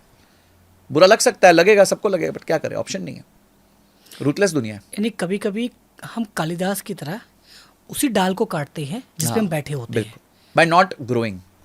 अगर आप नहीं ग्रो कर रहे ना तो आप डिफ्लेट कर रहे हो, पीछे जा रहे हो। अब आप ये भी थोड़ा टिप्स दे दें कि आइडेंटिफाई कैसे करें कि हमारी इंडस्ट्री में स्किल कहाँ जा रहा है। देखिए ये तो बहुत ही आसान काम है। आपके जॉब मार्केट्स को स्टडी करोगे, जॉब मार्केट्स कैसे बदल रही है। जैसे 10 साल पहले डेटा एनालिटिक्स का इतना स्कोप नहीं, मतलब वो नहीं था, प्रचलन नहीं था, पर पिछले 7-8-10 सालों में डेटा एनालिटिक्स का बहुत प्रचलन है। तो जिन लोगों ने अपने आप को डेटा एनालिटिक्स में ट्रेन किया, उनकी तनख्वाहें 4-4, 5-5 लाख रुपए महीना पहुंच गई। 1-1 लाख रुपए या 70-80 हज़ार रुपए महीने से सीधा 4-5 लाख रुपए की तनख्वाहें हो गई, क्योंकि वो स्किल नहीं आ गई थी। और ऐसा नहीं है, आज इतना इंटरनेट पे इंफॉर्मेशन है, टॉप 20 स्किल्स ऑफ 2024 लिख दो तो आपको 15,000 वीडियोज आ जाएंगे कि आपको क्या करना चाहिए। उडेमी का रिसर्च रिपोर्ट पढ़ लो, थोड़ा जाके मेहनत तो करो यार। समझ गया। एकदम प्लेटर पे क्यों मिले आपको, थोड़ी तो मेहनत करो, थोड़ी रिसर्च करो। आपका करियर है भाई, मेरा थोड़ी है। Great sir. सो आपके बारे में बात हो गई, कुछ जॉब माइंडसेट के बारे में बात हो गई, कुछ टिप्स आपने दे दिया। संजय सर के थोड़ा सा फाइनेंशियल प्लानिंग के बारे में, आप पैसों को कैसे समझते हैं और आपने क्या क्या प्लानिंग स्टार्टिंग में किया, अब भी करते हैं, और आज अगर आप एज अ कॉमन मैन आपको इन्वेस्ट करना होता, नॉलेज वही सेम बट इन्वेस्टमेंट आज करना होता, तो आपका पहला बेबी स्टेप क्या होता? तो 2-3 क्वेश्चंस आपने पूछ लिए एक साथ। हाँ। तो let me try to answer them. पहला क्वेश्चन है कि आपने पूछा कि मैं कहाँ इन्वेस्ट करता हूँ, मैं अपने पैसे को कैसे मैनेज करता हूँ। मेरा म्यूचुअल फंड में ही इन्वेस्टमेंट होता है, पॉइंट नंबर 1। मैक्सिमम आज भी वहीं होता है, सबसे ज़्यादा इन्वेस्टमेंट मेरा म्यूचुअल फंड्स में ही होता है। क्यों होता है? क्योंकि मुझे ऐसा लगता है कि मैं इन्वेस्टमेंट से जितना दूर रहूँगा उतना मेरे इन्वेस्टमेंट ज़्यादा पैसा बना के देंगे। अगर मैं इन्वेस्टमेंट्स के पास रहूँगा तो मेरा पैसा डूब जाएगा, क्योंकि मैं इंटरवेंशन करूँगा, और इन्वेस्टमेंट्स में इंटरवेंशन अच्छी बात नहीं है। क्या बात है। इन्वेस्टमेंट्स में जितना आप इंटरवीन करोगे उतना इन्वेस्टमेंट्स खराब रिटर्न देती है। क्या ये न्यू थ्योरी है? ये रियल थियरी है। अच्छा, रियल थ्योरी है। आपको बचपन से सिखाया जाता है कि अगर आप ज़्यादा पढ़ाई करोगे तो ज़्यादा मार्क्स आएंगे, हाँ। अगर आप ज़्यादा मेहनत करोगे तो ज़्यादा तनख्वाह लगेगी। ओके। पर इन्वेस्टमेंट से अगर आप ज़्यादा इन्वेस्टमेंट के प्रति एक्टिव रहोगे तो आपका रिटर्न कम हो जाएगा। ओके, समझ गया। अब इसका एक उदाहरण देता हूँ मैं आपको। एक बार क्या हुआ, वॉरेन बुफे का बेट लगा एक फंड मैनेजर के साथ, हेज फंड मैनेजर के साथ, टेड सीडस के साथ। इन दोनों की बेट लग गई। तो वॉरेन बुफे ने कहा कि बाबू सुन, अपन दोनों पैसा लगाते हैं। मैं ना S&P 500 पैसिव इंडेक्स फंड में पैसा लगा रहा हूँ, जिसमें मुझे कुछ देखने की ज़रूरत नहीं है, मैं लगा दूंगा। और तू एक काम कर, तू तेरे को जो करना है ना, हेज फंड, रिसर्च, शेयर खरीदना बेचना, ऑप्शन, फ्यूचर, जो करना है तू कर। मैं पैसा लगा रहा हूँ, तू पैसा लगा रहा हूँ, 10 साल बाद मिलेंगे और 10 साल बाद देखेंगे किसने ज़्यादा रिटर्न कमाया। जिसने कम रिटर्न कमाया होगा वो दूसरे जिसने ज़्यादा कमाया उसको $1 मिलियन देगा। 10 साल बाद वॉरेन बुफे ने 86% रिटर्न कमाया था टोटल। बाप रे। ठीक है। उसी 10 साल में टेड सीडस ने 26% रिटर्न कमाया था। वॉरेन बुफे ने क्या किया? कुछ नहीं किया। उसने चुपचाप एक जगह पैसा डाल दिया और भूल गया। ये क्या किया? रोज बाइंग सेलिंग, टीम, ऑफिस, सब कुछ करा, तो भी इसको बीट नहीं कर पाया। लॉन्ग टर्म में आप अगर पैसिव भी इंडेक्स फंड में पैसा डालते हो, आप ज़्यादा पैसा बना लोगे as compare to active management. ठीक है, आप क्लियर है? आपके सामने ये गेम है। तो इसलिए इन्वेस्टमेंट से दूर रहो। इन्वेस्टमेंट्स आपका काम नहीं है, आपका काम है काम करना। ओके। तो आप काम करो जो कर रहे हो, अपनी तनख्वाह बढ़ाओ, अपने व्यवसाय में अपनी इनकम बढ़ाओ, अपने बिजनेस को अच्छा करो। आज अगर मिश्रा जी आप अपना समय अगर ज़्यादा स्टॉक मार्केट को दोगे तो बेटर रिटर्न कमा पाओगे, या अपने बिजनेस को दोगे तो बेटर रिटर्न कमा पाओगे? अपने बिजनेस को। तो स्टॉक मार्केट को देना ही क्यों, जब आपको पता है मेरे को बेस्ट ROI मेरा खुद का बिजनेस देगा। तो स्टॉक मार्केट में जो म्यूचुअल फंड में थोड़ा बहुत डालना है, पैसिव डाल के छोड़ दो। मतलब ये है कि हमें समझना भी बहुत सरलता से है, हाँ, और बहुत ग्राउंडेड होके समझना है। सर मैं आपको बता रहा हूँ, जितने आप बड़े लोग देखोगे हाँ, जिन्होंने इन्वेस्टमेंट से पैसा कमाया, हाँ, उन्होंने कभी इन्वेस्टमेंट्स के साथ छेड़खानी नहीं की है, वो लंबे समय तक टिके रहे हैं. The only thing which will make you wealth in life is long term investment, not investment. अगर आप वॉरेन बुफे की जिंदगी देखो, आज वो $200 बिलियन के मालिक है, पर 200 में से $199 बिलियन उनका 60 साल की उम्र के बाद आया है, जबकि वो 11 साल की उम्र से इन्वेस्ट कर रहे हैं. वो इतनी समय से मार्केट में है, इतने समय से मार्केट में उनका पैसा कंपाउंड हो के कहाँ पहुंच गया, देख लो. सो आपको लग रहा होगा ना बहुत सिंपल बता रहे हो संजय सर, ये तो हो ही हाँ, नहीं सकता. मतलब ये है कि अगर ये इतना सिंपल है तो क्या इंटरनेट पे लोग मतलब रियल छुपाते हैं और वो CTR वाली बातें बताते हैं देखो ये बात कि ना मैंने आपका 1 करोड़ लगा के इतना कमाया, 1 लाख आपके जो क्वेश्चन है ना वो बिल गेट्स का भी क्वेश्चन था. तो चलो बिल गेट्स और आप में एक समानता आ गई, आपका क्वेश्चन का लेवल सेम है एकदम. अरे वो ये था कि वॉरेन बुफे से उन्होंने यही पूछा, बोले यार तू जो कर रहा है तो बहुत सिंपल है, तो लोग क्यों नहीं पैसे बना पाते, क्यों तू बना पा रहा है? बोलता है क्योंकि सबको ओवरनाइट रिच होना है, सबको ओवरनाइट रिच होना है. यही जो आपने अभी बोला ना CTR थंबनेल, करोड़ रुपए लगा के बनाए मैंने लाख रुपए एक दिन में, ये सुनना है सब लोगों को. मैं इन्वेस्टमेंट करता हूँ करोड़ों रुपए से. हाँ, हाँ, तो ये सब जो चीज़ें हैं ना, ये आपके बस की नहीं है, किसी के भी बस की नहीं है. जो आज एक्टिव काम कर रहा है, जो कोई व्यवसाय में है, वो ये सब काम नहीं कर सकता.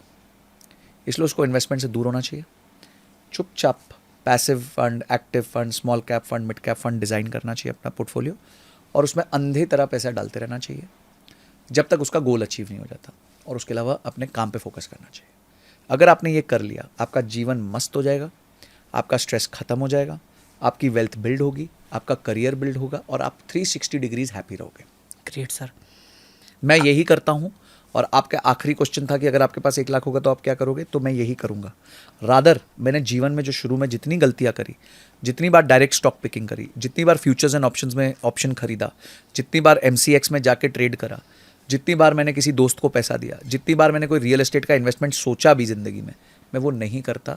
मैं शुद्ध सिंपल अपना एक फ़ंड बनाता जिससे मेरा इमरजेंसी फ़ंड था, जो मेरे 5-6 महीने के खर्चे निकाल लेता, और उसके अलावा अपना गोल बेस्ड इन्वेस्टिंग करता, बस और कुछ नहीं करता, और अपने करियर पे फोकस करता. सो जब आपने इतनी सरलता से चीज़ों को समझाया है, सो म्यूचुअल फंड में जब आप इन्वेस्ट करें, सो बहुत बैंक जो ऑफ़र आपको देते हैं, या वो राइट इन्वेस्टमेंट प्लेटफॉर्म कौन सा है, कहाँ करें? देखिए, इन्वेस्टमेंट आपको ना थोड़ा सा एक एडवाइज़र ले लेना चाहिए. जो चीज़ आपको नहीं आती वो, अब जैसे मैंने अपना स्टूडियो बनाया तो मैंने आपसे एडवाइस ली, ठीक है, तो आपने मुझे बताया कि संजय सर आप ऐसे कर दो, ऐसे लाइट लगा दो, तो मैं एक एडवाइज़र के पास आया, राइट एडवाइज़र के पास आया, उन्होंने आपने मेरी गाइडलाइन दे दी, राइट. ठीक है जी. तो इसका मतलब ये नहीं है कि मैं आदमी खराब हूँ, इसका मतलब ये है कि इस सेक्टर में मेरी नॉलेज नहीं है, और आप मेरे से गुरु हो उसमें. अब फाइनेंस में आप मुझसे बात करते हो, संजय सर इसमें क्या करूँ, इसमें क्या करूँ, क्योंकि मैं उधर का गुरु हूँ. इसी तरीके से आपको जहाँ भी लगता है कि आपको नॉलेज नहीं है, आप एक प्रॉपर फाइनेंशियल प्लानर के पास जाओ, अपने गोल्स बताओ. सर मुझे 5 साल बाद गाड़ी लेनी है, मुझे इतना पैसा चाहिए, मुझे 10 साल बाद घर लेना है, इतना डाउन पेमेंट चाहिए, मुझे 25 साल में रिटायर होना है, इतना अमाउंट होना चाहिए. अब सर ये मेरा डिज़ाइन कर दो, मुझे महीना महीना कहाँ कहाँ कितना निवेश करना है, बस.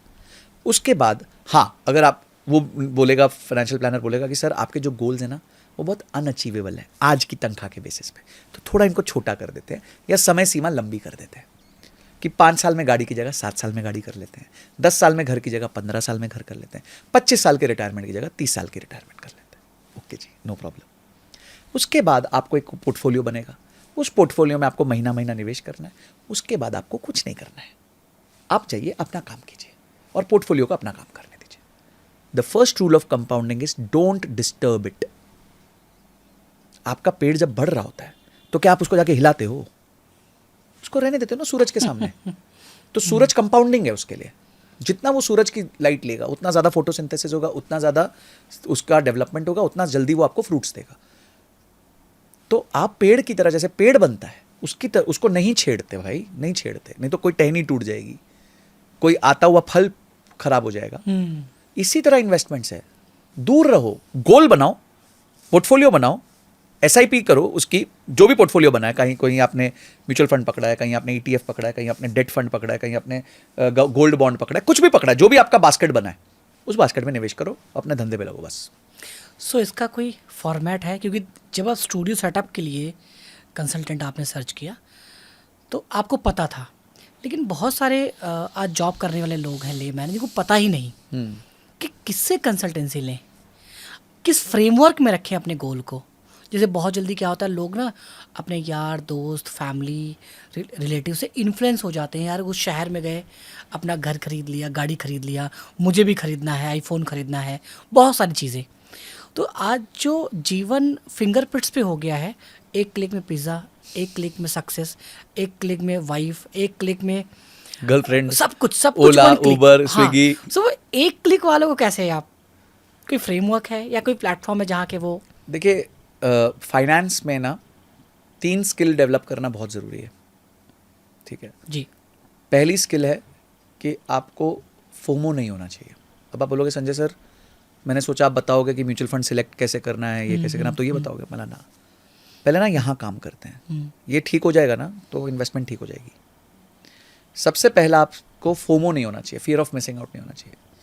ये चंदन जी तो दुबई जाके फरारी चला रहे हैं, फोटो डाल रहे हैं, अब तुम्हें क्या पता उसकी है दोस्त की है। आपने अभी मुझे छोटा सा किस्सा भी बताया, मैं बताऊंगा नहीं, ठीक है। yes, yes, yes. तो हमें नहीं पता ना असलियत क्या है, किसी को नहीं पता असलियत क्या है, तो आप फोमो से दूर रहो।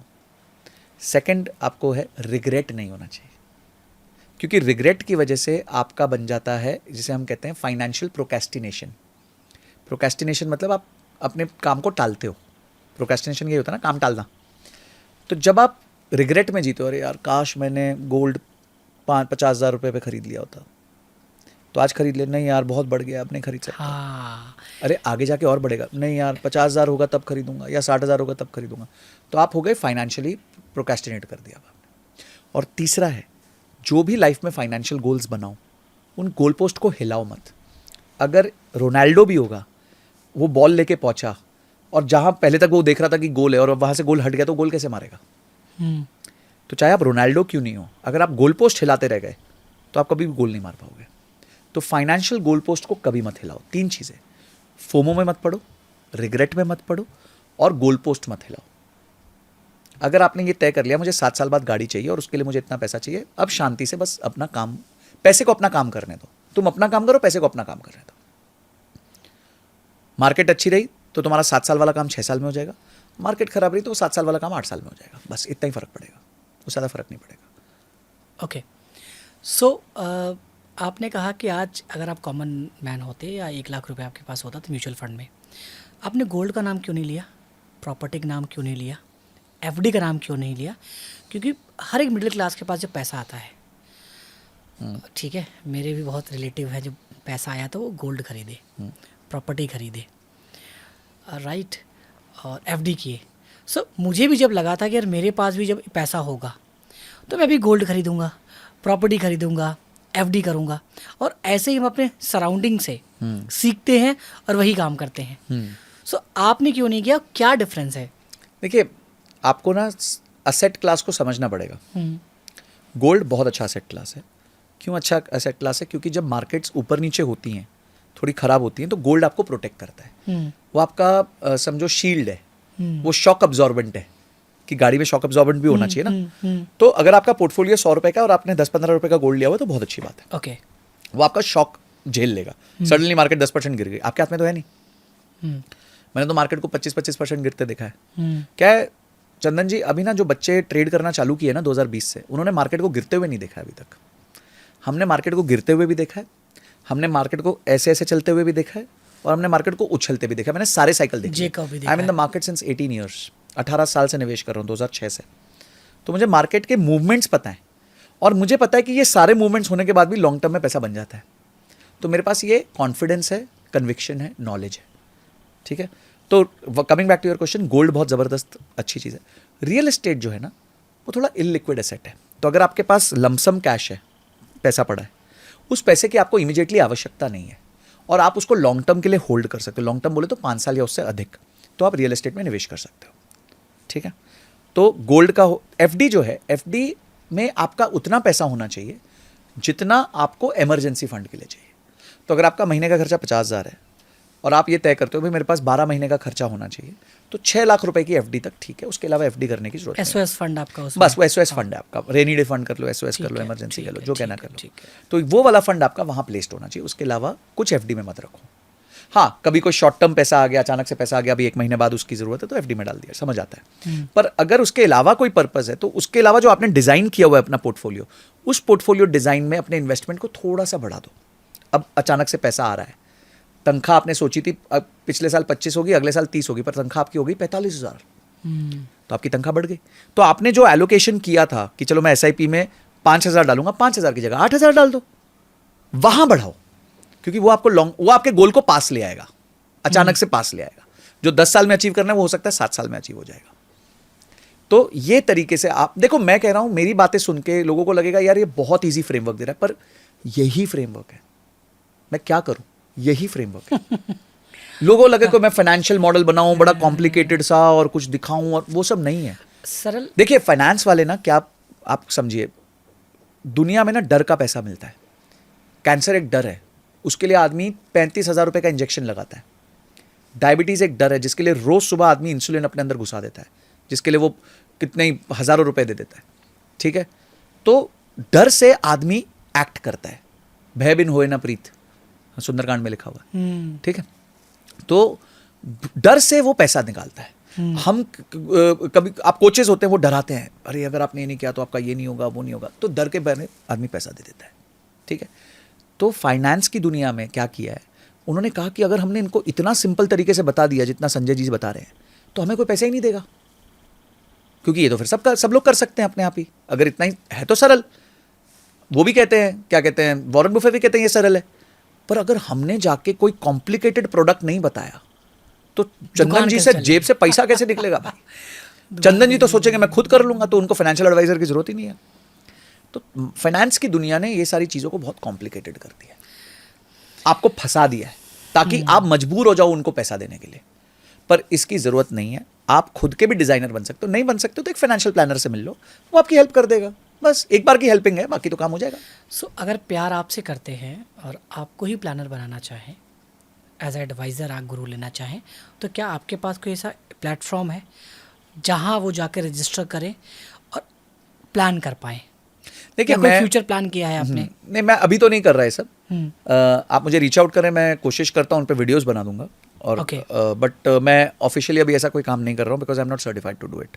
ठीक है, though I am educated to do it, I have the skills to do it, but I am not certified to do it, क्योंकि यहाँ पे आपको सर्टिफिकेशन की भी जरूरत होती है। सून प्रोबेबली नेक्स्ट मंथ और 2 मैं म्यूचुअल फंड का एक अच्छा सर्टिफिकेशन ले लूँगा, जिसके बाद मैं लोगों की म्यूचुअल फंड प्लानिंग कर सकूँगा। तो मैं सबको एक ही बात और बोलता हूँ कि स्टॉक्स में डायरेक्ट इन्वेस्ट मत करो। मैं भी नहीं करता, मैं भी डायरेक्ट स्टॉक्स नहीं खरीदता, मेरे पोर्टफोलियो में डायरेक्ट स्टॉक्स नहीं है। उन बेचारों क्या होगा जो बोलते हैं स्टॉक में? देखिए, आपको बात समझनी पड़ेगी, सबको अपनी दुकान चलानी है।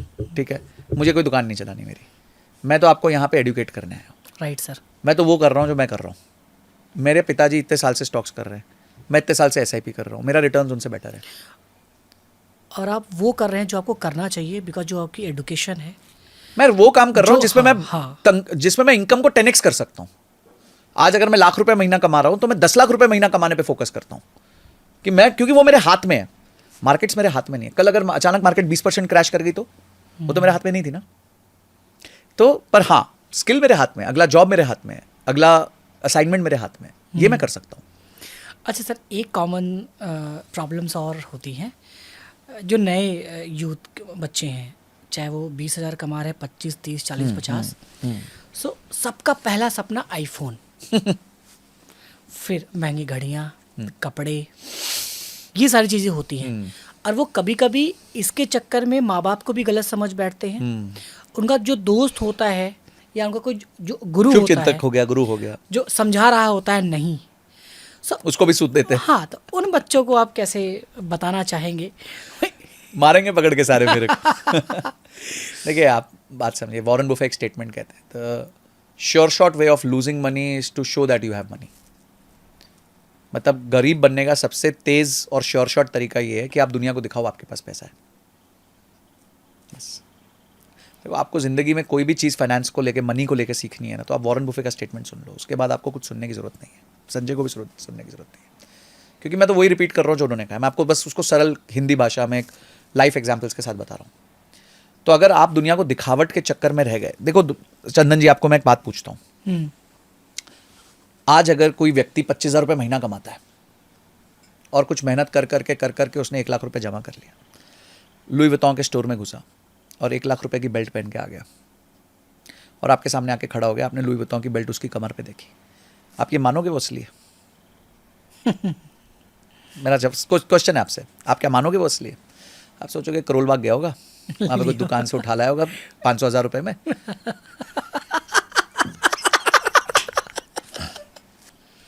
तो आप ये बात नहीं मानोगे कि भाई वो व्यक्ति असली लुई वितौं की बेल्ट पहन के आया, और मतलब आप बोलोगे कि नहीं जी ये तो झूठा है, वो कितना भी आपको सर्टिफिकेट दिखा दे, पेपर दिखा दे, बिल दिखा दे, बोले नहीं यार फेक है, ठीक है। अच्छा, आपको क्या प्रूव करना है? आप तो दुनिया को प्रूव करना चाहते थे। अब लुई वितौं की बेल्ट पहन के आप उतर रहे हो ऑटो से या मेट्रो से, या उससे भी खराब हालत है समझो बस से, या वो टुक टुक रिक्शा जो 4 लोगों को एक साथ लेके आती है, इलेक्ट्रिक रिक्शा। मेरे को इन सब की बदनामी नहीं कर रहा, समझ रहा हूँ। माई पॉइंट इज कि आपकी लोग मानेंगे ही नहीं कि वो लुई वितौं की बेल्ट आपकी है। पर जब आप बिल गेट्स से मिलोगे तो क्या आप लुई वितौं की बेल्ट ढूंढोगे उनकी कमर पे? जब आप मार्क जकरबर्ग से मिलोगे तो क्या आप लुई वितौं की बेल्ट ढूंढोगे उनकी कमर पे? आप उस आदमी को मिलोगे। वॉरेन बुफे को मिलोगे तो आप क्या देखोगे कि वो कौन सी फरारी में आ रहा है? वो तो आज भी 50-70 साल पुरानी गाड़ी चलाता है। तो wealth is something which is not visible to the eyes. पैसा वो है जो दिखता नहीं, जो दिखता है वो उधार है, वो आपके जीवन पे उधार है। क्या बात है। या आपका इकोसिस्टम ऐसा हो। अब चंदन जी, आप अगर नकली रोलेक्स भी पहनाओगे ना, हमको लगेगा आप असली पहन के आए। क्योंकि आपने अपने हाथ की कीमत बनाई है। आपके हाथ की कीमत है कि 10 लाख की 15 लाख की घड़ी, हमें लगेगा हाँ यार चंदन जी तो बिजनेसमैन है, ला सकते हैं। तो अब आप 10,000 की कोई कॉपी को उठा के ले आए तो हम फिर भी तारीफ करेंगे, आज चंदन जी क्या मजा आ गया यार, क्या गाड़ी लिया, मजा आ गया। हम ना आपसे बिल मांगेंगे, राइट, ना आपसे कोई प्रूफ मांगेंगे, हम तो कहेंगे चंदन जी है भाई। सो पहले आप अपने don't spend on a brand, become a brand. वो फालतू पैसा जो उधर दे रहे हो ना, उसको अपने ऊपर निवेश करो। ठीक है, आईफोन ले रहे हो आप 1.5-2 लाख रुपए का, क्या अचीव कर लोगे? पुराना ले लो। 12, आज मैं 12 प्रो मैक्स यूज करता हूँ, 16 लॉन्च हो गया है, मैं अभी भी 12 प्रो मैक्स हूँ, क्योंकि वो इंप्रूव नहीं कर रहे हैं, कोई नया फीचर लाते नहीं है, मतलब ऐसा कोई बड़ा नया फीचर नहीं लाते जो मेरे को लगता है, तो मैं आज भी वही यूज करता हूँ। किसको क्या पता वो 12 है, 13 है, 14 है, 15 है, 16 है? मेरे को लगता है एप्पल को खुद को ही नहीं पता होगा कि कौन सा 12 है, कौन सा 13 है, कहीं गलत ना शिप कर देता हो। तो आपको ये समझना है कि आप किसको दिखाने के लिए कर रहे हो भाई। और जो आदमी देख रहा है वो तो तुम्हारी इज्जत करेगा ही नहीं, बोलेगा साला ये आदमी छपरी कहीं का, गलत लुई वितौं की बेल्ट पहन के आ गया और ऑटो से उतर रहा है। ब्रांड का भी नाम खराब, ब्रांड का नाम खराब नहीं, आपने अपना ही नाम खराब कर दिया। जो आपका काम, आपको मन था कि लोग मेरी तारीफ करेंगे, आपको जूता पड़ेगा। हाँ, आपका इकोसिस्टम ऐसा है, आपके पास मर्सिडीज है, आपका घर 4 बेडरूम का है, आपका एक 20-25 लाख 30 लाख रुपए महीने की कमाई है, खर्च, तो लोगों को लगेगा। मतलब आपकी आइडेंटिटी एक हाँ। अलग है, ब्रांड वैल्यू बिल्कुल। फेवर कर रहा है अगर ब्रांड को, हाँ, तो समझ आता है, तब समझ में आता है। हाँ, तब समझ आता है। तो आपको क्या है यार, आपको आईफोन लेना है तो पुराना ले लो ना, 11 ले लो 30,000 में आ जाएगा, 12 ले लो 40,000 में आ जाएगा। क्यों आपको 1.5 लाख फूकने हैं? थोड़ा टाइम 12 यूज कर लो। किसने देखा आपको हाथ में? किसको पता सेकंड हैंड फोन है? किसी को नहीं पता। तो ये जब तक लोग, मैंने कहा ना, the fastest way to becoming poor is to show that you have money. बस यही मेरा मैसेज है सबके लिए कि भाई ये सब चक्कर में मत पड़ो, दूसरों को मत दिखाओ, वो कहीं नहीं आ रहे हैं। तुम्हें गाली देंगे 4, वही बोलेंगे तुम्हारी पीठ के पीछे कि कितना बड़ा गधा है, तनख्वाह 25,000 है, 2 लाख का फोन ले आया। तुम्हारे सामने तारीफ कर देंगे तो पीछे तुम्हारे को गधा ही बोलेंगे। होता है सर, हाँ। यूजुअली हम लोग भी ऐसे ही करते हैं कि मैंने देखा कि हाँ अभी 2 दिन पहले भाई पैसे मांग रहे थे और आज मुझसे कह रहे हैं फोल्ड लिया है मैंने। देखो, ठीक है, अब आपके मन में क्या इज्जत रह गई उस आदमी की? कुछ नहीं ना, खत्म कर दिया उसने, अपनी इज्जत को पर्सनली खत्म कर दिया, मर्डर कर दिया अपनी इज्जत हाँ। का। सो यही है कि हम किल कर देते हैं अपने ब्रांड वैल्यू को, और फिर उसको फिर इनकैश करना या बड़ा करना वो टफ हो जाता खत्म है। हो जाता है। क्यों? अच्छा, अब आगे जाके जब कोई वो बिजनेस करने जाएगा तो लोग क्या कहेंगे, यार ये आदमी के साथ ना बिजनेस नहीं करना, ये ना इसको पैसे का इस्तेमाल करना नहीं आता, ये पैसे का इस्तेमाल गलत करता है। जब इसके पास नहीं होते ना, ये उधार लेके फोन खरीद लेता है, ये आपकी ना ब्रांड बन जाती है उसके बाद। तो सर काफ़ी बातें हुई, एक सर लास्ट एक सवाल और, जब शहर में लोग आते हैं तो उनका यही है घर खरीदना। सो जो लोग घर खरीदना चाहते हैं उनके लिए मैं चाहता हूँ एक आप 0 to 100 कंप्लीट पूरी रेसिपी बना दें, वो क्या करें, कैसे करें और कैसे ड्रीम को अचीव करें। शहर में आज कोई भी 2 बेडरूम भी लेना चाहता है हम्म, तो मुझे नहीं लगता वो 70-80 लाख रुपए से नीचे घर ले पाएगा, हम्म, मिनिमम बता रहा हूँ। जी, अगर 70-80 लाख का घर खरीदना है तो सरकार को पहले आपको 7-8% देना पड़ता है, स्टैम्प ड्यूटी, रजिस्ट्रेशन, ब्रोकरेज, ये सब कुछ जी, मिला के आपका जी। कॉस्ट लगता है। जी, तो आपका 10-1 लाख रुपए तो वहीं चला जाएगा, हम्म, आप 5 से 10 लाख रुपए वहीं चला जाएगा। हम्म, अब अगर 80 लाख का घर है, 5 लाख रुपए यहाँ चला गया, 85, तो आपको करीबन 20 लाख रुपए जेब के डालने पड़ेंगे। जी, तो क्वेश्चन नंबर 1, क्या आपके पास 20 लाख रुपए हैं? पहला ये सवाल नंबर 1 ये होता है। अब आपके पास है, आपके पिताजी के पास है, आपके सास ससुर के पास है, हो सकता है। बचा आपके पास 65 लाख रुपए का उधार।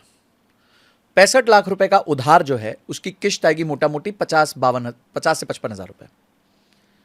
अगर 55 हजार रुपए आपकी किश्त है तो आपकी तनख्वाह मिनिमम 1.25 लाख के आसपास होनी चाहिए। तो क्या आपकी तनख्वाह 1.25 लाख है? 15 लाख रुपए साल की तनख्वाह है। हम्म, तो 2 क्वेश्चन को पहले आप आंसर कर लो। अगर ये 2 क्वेश्चन का जवाब हाँ है तो आप घर खरीदने का सोच सकते हो। पर वेट अ मिनट, क्या मुझे घर लेना चाहिए कि नहीं, ये पहला क्वेश्चन है। हम्म, तो ये क्वेश्चन को आंसर करने के लिए एक ही चीज है कि मैं जब जिससे पूछता हूं कि तुम्हें घर क्यों लेना है, सर अपना होना चाहिए। आपका घर अपना है ही नहीं, वो तो बैंक का है। आपने बैंक से उधार लिया हुआ 20 साल, तो 20 साल तक आप बैंक के भाड़ोतरी हो, आपको उसको भाड़ा देना है। 3 महीना जरा बैंक को पैसा मत दो, वो आपको पिछवाड़े लात मार के निकाल देगा। तो यानी घर तो आपका है ही नहीं, घर आपका होगा 20 साल बाद। तो अब आपके पास क्या 2 विकल्प है कि 20 साल तक आप किराए पे रहो, अपने इनकम को ग्रो करो, इन्वेस्टमेंट्स करो, अपने स्किल्स पे पैसा लगाओ। जो 50-60 हज़ार की ईएमआई दे रहे थे और 20 लाख रुपए डाउन पेमेंट दिया था, उसकी जगह आप अपना 20 हज़ार के किराए पे रहो, 15 हज़ार के किराए पे रहो और बचे हुए पैसे को निवेश करो या उसके कोर्सेज करो ताकि आपकी तनख्वाह बढ़ जाए। पॉइंट नंबर 1 ये हो गया। 20 साल बाद जब आपके पास इनफ कॉर्पस होगा तो तब घर ले लेना, तब डाउन पेमेंट पे ले लेना। खत्म। प्रॉपर्टी महंगी हो चुकी होगी। उतनी महंगी नहीं होगी जितना आपका इन्वेस्टमेंट बढ़ चुका, आपकी तनख्वाह बढ़ चुकी होगी। अगर मेरे पास शुरू के पैसे हैं, मैं उस शुरू के पैसे से अगर कोर्स करता हूं तो मेरी तनख्वाह तेजी से बढ़ेगी। अगर मैं उस पैसे से कोर्स नहीं करता हूं, उसको मैं बैंक को दे देता हूं, तो मेरा तो तनख्वाह सिर्फ 10% 15% बढ़ेगी साल की। पर अगर मैं कोर्स करके करता हूं तो हो सकता है मेरी तनख्वाह 2 गुना हो जाए, 1.5 गुना हो जाए, ओके, 3 गुना भी हो जाए। हम्म, तो आपको शुरू में ये लायबिलिटी। अच्छा, तीसरा, चंदन जी आज आप दिल्ली हो, कल आपको दुबई में ऑफर मिल जाता है, हम्म, तो अब आपके पल्ले तो गले में घंटी आ गई कि भाई घर है, उसको बेचना पड़ेगा तभी दुबई जा सकता हूं, या फिर उसको किराया दो, फिर वापस आओ दुबई से, किराया देखो, कुछ परेशानी हो गई देखो, कुछ हो गया देखो, सरदर्द है, पीछे मन में रहता है एक घर है मेरा, वहां पे ध्यान रखना पड़ेगा उसका। ये सब मत करो। यंग हो, ये सब मत करो, बोझा मत ढो। पहले अपने आप को सक्षम बनाओ और एक बार आपके पास पैसे हो जाए उसके बाद घर खरीद लो। अच्छा, एक कॉमन मैन का एक सवाल होता है कि रेंट का पैसा समझो कूड़ा में जा रहा है, इससे अच्छा ईएमआई दे दो। देखिए, अब उसका आंसर यह है कि अगर 1 करोड़ का घर है तो उसकी ईएमआई होगी करीबन 70-80 हज़ार रुपए और उसका भाड़ा होगा 20 हज़ार रुपए। ठीक है, तो 60 हज़ार रुपए का डिफरेंस है ना। ये 60 हज़ार रुपए अगर मैं एसआईपी कर दूं 20 साल के लिए, ये 60 हज़ार अगर मैं एसआईपी कर दूं 20 साल के लिए, तो वो 6 करोड़ हो जाता है। और अगर मैं बैंक से 1 करोड़ का लोन ले लूं तो मेरे को 1 करोड़ उसको फालतू देना पड़ता है ब्याज में। तो आपको पहले ना मैथ समझ लो, और मैथ से पहले भाई ये तो समझ लो कि आप इस बोझे को ढो भी पाओगे कि नहीं। है क्या 1.25 लाख रुपए की तनख्वाह आपकी? भारत में सिर्फ 5% लोगों की तनख्वाह 1.25 लाख से ऊपर है, तो आप हो क्या उस 5% में? अच्छा, आज मैं एक रील भी देख रहा था सर कि अगर आपकी तनख्वाह 2 लाख है, 2.5 लाख है, तो आप 1% में आते हो। 3.5 लाख। अगर आपकी भारत में तनख्वाह महीने की 3.5 लाख है तो आप भारत के टॉप 1% में आ जाते हो। ओके, और टॉप 10 के लिए 25,000, 25,000 रुपए महीना। सर कहाँ है हम लोग? यस, इसलिए तो कह रहा हूं पहले ना चीजों को समझो, पहले चीजों को समझो। हम 25,000 रुपए कमाते तो हम इंडिया के भारत के टॉप 10% में है। भारत का 90% हिस्सा 25,000 रुपए महीने से कम कमाता है। बाप रे, ये सही है? ये फैक्ट है, ये फैक्ट है, बिल्कुल फैक्ट है। तो अभी हालत बहुत खराब है। सो हम लोग 1% में आते हैं। हम लोग 1% में आते हैं, बिल्कुल आते हैं, शायद 0.5 में भी आते हो, भगवान की कृपा हम पे।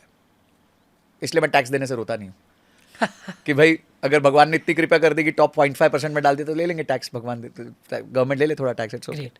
सो ये है कि समझे, मैथ्स को समझे, पर्सनल फिनांस को समझे, फिनांस को समझे, बजटिंग, इन्वेस्टमेंट सबको समझे, बिल्कुल, और पैसे को पैसे बनाने में लगाए शुरू में शुरू में। ताकि एक कॉर्पस बने ना, ओके। एक कॉर्पस बने ताकि आपको ऐसा महसूस हो कि यार मैं सेफ हूँ, सिक्योर हो गया हूँ, मेरा रिटायरमेंट हो गया है, मैं फाइनेंशियली इंडिपेंडेंट हो गया हूँ। एक मेरा सवाल, ऑफिस रेंटेड होना चाहिए या ओन होना चाहिए? देखिए ऑफिस भी आप रेंटेड ही रखो, अब आप ग्रोइंग हो, आपको 100 सीटर चाहिए, ठीक है, अभी आप 20 सीटर पे हो, आपने खरीद लिया, अब आप 100 सीटर कैसे करोगे उसको? ठीक है, अब आप 200 सीटर कैसे करोगे उसको? आज फ्लिपकार्ट का जो ऑफिस है वो भाड़े पे है, अमेजोन का ऑफिस भाड़े पे है, सबके ऑफिस भाड़े पे है। सो ये मिथ्यास कब डेवलप हुए सर? किसने बताया ये सब जो रॉन्ग बिलीव हमारे देखिए दिमाग हमारे में है? पेरेंट्स, हम लोग क्या है कि हम लोग एडवाइजर से तो बात करते नहीं, हाँ। हमारे चाचा फूफा ताए ये लोग हमारे एडवाइजर होते हैं। हम्म, उनकी जो पुराने ज़माने की समझ है वो अभी चेंज नहीं हुई है। पुराने ज़माने में इन्वेस्टमेंट्स के विकल्प नहीं होते थे, इसलिए लोग ओनरशिप चाहते थे चीज़ों की, हम्म, कि भाई मेरे पास ये ओन्ड ज़मीन हो, ओन्ड घर हो। आज आपके पास ओनरशिप के लिए बहुत सारी चीज़ें हैं, इक्विटी है, स्टॉक्स है, म्यूचुअल फंड्स है, बॉन्ड्स है, गोल्ड है, 10 तरह के इंस्ट्रूमेंट्स है जिससे आप पैसा कमा सकते हो। लिक्विडिटी चाहिए आपको, कल को परेशानी, विपदा, आपदा आ गई तो क्या करोगे? तो वो सब के लिए प्रेपरेशन आपको करनी पड़ेगी। उनका ज़माना अलग था, आपका ज़माना अलग है, आप सेम चीज़ यहाँ पे नहीं अप्लाई कर सकते। कोई एक दो बुक सर जो आप सजेस्ट करना चाहोगे कि हाँ? सबसे इंपॉर्टेंट बुक है भगवद गीता, अच्छा। आपको माइंडसेट क्लियर हाँ, करने के लिए। हाँ। अगर आप मॉडर्न डे फाइनेंस के बारे में समझना चाहते हो तो साइकोलॉजी ऑफ मनी बहुत अच्छी बुक है, ओके। मॉर्गन हाउसल की। और अगर आपको वैसे ही कुछ सीखना है तो वॉरेन बुफे का कोई भी बुक पकड़ के उसमें पढ़ लो, बस आपके लिए वो गोल्ड स्टैंडर्ड है। इससे ज़्यादा दिमाग लगाने की ज़रूरत नहीं है। सो अब तो ये शायद आई थिंक कुकू एफएम वगैरह पे भी। सब मिल जाएंगे आपको, अच्छा, सब पे जगह मिल मिल जाएंगे। जाएंगे, सब जगह ठीक मिल है। जाएंगे। तो आप आराम से इन बुक्स को पढ़ो और मस्त रहो, स्वस्थ रहो, as simple as that. Great sir, great sir. आपकी क्लैरिटी और जिस सरलता से आप एक बड़ी प्रॉब्लम को, जैसे कोई ना आपके सामने बड़ा सा पहाड़ लेके आए कि आज मैं कथोरिया सर को फंसाऊंगा, अब वो अरे यार क्या छोटा सवाल लेके आए बच्चों वाला सवाल। देखो एक बड़ी अच्छी बात है कि एक 40 मंजिला बिल्डिंग हम्म, जब आप नीचे से देखते हो तो बहुत बड़ी दिखती है, हम्म, पर हवाई जहाज से देखते हो तो बहुत छोटी दिखती है, पर बिल्डिंग में कोई फर्क नहीं है। आप प्रॉब्लम को देख कौन से लेवल से रहे हो ना, उस पर फर्क हो जाता है। जब आप नीचे से देखोगे तो वो गर्दन ऊंची होगी, आपको लगेगा बहुत इंटिमिडेटिंग है, पर यही हवाई जहाज से देखो, प्रॉब्लम के ऊपर जाओ, फिर प्रॉब्लम छोटी लगने लग जाती है। हम्म, तो यही फाइनेंस का रूल है कि बेसिक्स पे रहो, बेसिक काम करो, सरलता से काम करो, पैसा बन जाएगा। आपकी ज़्यादा एक्टिविटी से, ज़्यादा इन्वेस्टमेंट को रोज़ देखने से पैसा नहीं बनने वाला। मेरा तो भाई ऐसे ही बना है, बिना कुछ दिमाग लगाए। मतलब मेरे को कोई पूछे संजय जी आपने इन्वेस्टमेंट्स में ज़िंदगी में कितना टाइम दिया, मैं बोलूँगा मैंने 20 मिनट दिए होंगे ज़िंदगी में, क्योंकि एसआईपी करी थी, एक बार सेट करा था, उसके बाद से आज तक कोई एसआईपी 100 महीने पुरानी है, कोई 90 महीने पुरानी है, कोई 120 महीने पुरानी है। सो आपने सर बताया नहीं कोई एक प्लेटफॉर्म, मतलब या कोई कि जहाँ पे जाके लोग एसआईपी शुरू कर दें? कहीं से भी कर सकते हैं, बहुत सारे ब्रोकर ऐप्स हैं, कोई एक- जीरोधा है, एंजल वन है, ग्रो है, अपस्टॉक्स है, Okay. मोतीलाल ओसवाल है, हज़ारों प्लेटफॉर्म्स है, कहीं से भी जाके कर लो, वहाँ कहीं पे से भी कर लो। ठीक है, एसआईपी शुरू कर दें, म्यूचुअल फंड शुरू कर दें अपना। बिल्कुल, हज़ारों वीडियोस है यूट्यूब पे, मेरे खुद के चैनल पे वीडियो है, Profit ETF first। कैसे करें, हाँ उस पर आप देख सकते हैं। म्यूचुअल फंड्स के बारे में मैं अब पूरी सीरीज़ बना रहा हूँ कि म्यूचुअल फंड होता क्या है, उसमें क्या अलग अलग तरीके के म्यूचुअल फंड्स होते हैं, किन चीज़ों का ध्यान रखना चाहिए खरीदने से पहले, एक ट्रांजैक्शन करके दिखाऊंगा म्यूचुअल फंड का, एसआईपी कैसे होती है, लमसम कैसे होती है, ये सब मैं बना रहा हूँ, एक सीरीज़ बना रहा हूँ पूरी म्यूचुअल फंड्स पे। सो यानी कि वैलिडेटेड कंटेंट, फ्री कंटेंट चाहिए बिल्कुल। तो एक ही चैनल है, संजय कथोरिया सर। आइए देखिए, और कोई उसमें निशुल्क है, कोई चार्जेस नहीं है, आइए देख के जाइए और अच्छे से सीख के जाइए, बहुत अच्छा लगेगा मुझे। बस कमेंट्स में प्रेम दे देना, थोड़ा चैनल को सब्सक्राइब कर देना, दैट्स अबाउट इट, और कुछ नहीं। अच्छा ठीक है, लास्ट सवाल सर, इसके बाद बिल्कुल। पॉडकास्ट रन करेंगे। लोग कहते हैं जिनके पास पैसा है वो भगवान से दूर हो जाते हैं, हाँ, कितनी सच्चाई है? और जो स्पिरिचुअली हीलिंग है वो हमें कितना सपोर्ट करती है हर चीज़ में? देखिए अभी आप जब पूछ रहे थे ना कि घर, और मैं कह रहा था कि घर की ओनरशिप लोगों को चाहिए कि मेरा मेरा मेरा घर, मेरा नाम है उसमें, तो मैं लोगों को कहता हूँ भाई ये शरीर ही तुम्हारा नहीं है, तुम्हारी आत्मा इस शरीर को भाड़े पे लेके बैठी है और इसका लीज टेन्योर कितना है वो भी नहीं पता। भाई जैसे आप घर लेते हो तो आपको पता होता है 11 महीने की लीज है, हमें तो पता ही नहीं है लीज कितनी टाइम चलने वाली है, कब खत्म हो जाएगी, अचानक से खत्म हो जाएगी। तो जब आप इस बात से क्लियर होते हो कि जो आपको मिला है वो आपका एंटाइटलमेंट नहीं है, भगवान लेके भी आजमाता है, भगवान दे के भी आजमाता है।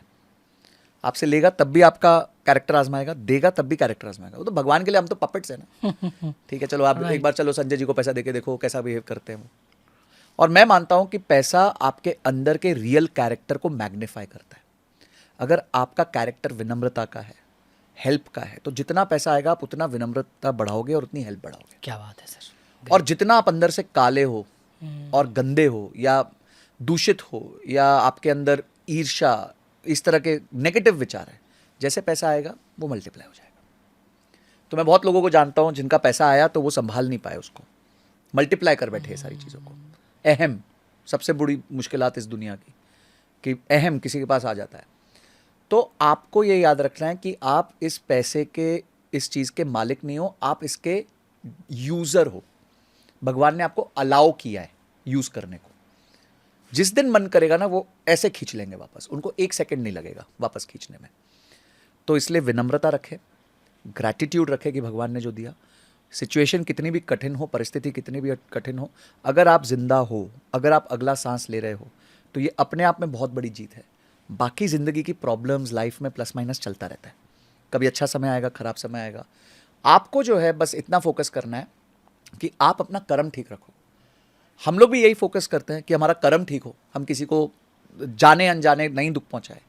और मेरे को जैनियों का बहुत अच्छा सिस्टम लगता है मिचामी दुक्कड़म, कि वो हाथ जोड़ के क्षमा मांग लेते हैं साल में सबसे एक बार, एनुअल अपॉलॉजी।